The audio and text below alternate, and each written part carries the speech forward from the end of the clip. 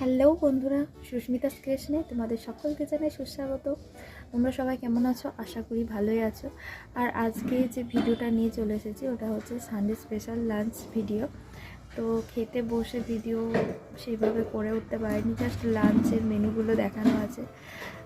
আর আমার আজকে ভিডিওটা যদি তোমাদের ভালো লেগে থাকে তাহলে প্রথমেই ভিডিওর শুরুতেই বলে রাখছি, লাইক কমেন্ট সাবস্ক্রাইব অবশ্যই করে দিও। তোমাদের একটা লাইক, একটা কমেন্ট, একটা সাবস্ক্রাইব আমার মনে অনেক উৎসাহ দেবে নতুন নতুন ভিডিও তোমাদের সামনে তুলে ধরার।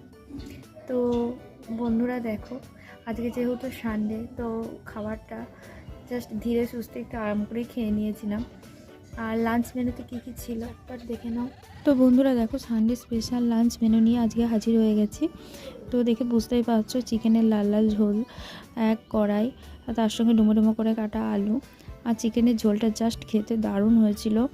আর আমাকে মা দিয়ে দিয়েছিল একটা লেগ পিস, তার সঙ্গে অন্যান্য চিকেনের পিসও দিয়েছিল। আর লেগ পিসটা আমি খেতে খুব ভালোবাসি, কারণ চিকেনের যে লেগের যে মানে হাড়ের যে পাশে মাংসগুলো নরম হয়।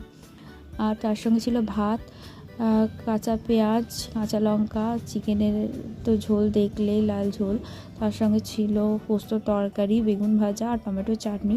যে কোনো লাঞ্চ মেনুর পর আমার টমেটো চাটনিটা খেতে খুব ভালো লাগে, সে নিরামিষ আমিষ যাই হোক না কেন। আর পোস্ত তরকারির সঙ্গে বা মাংস ঝোল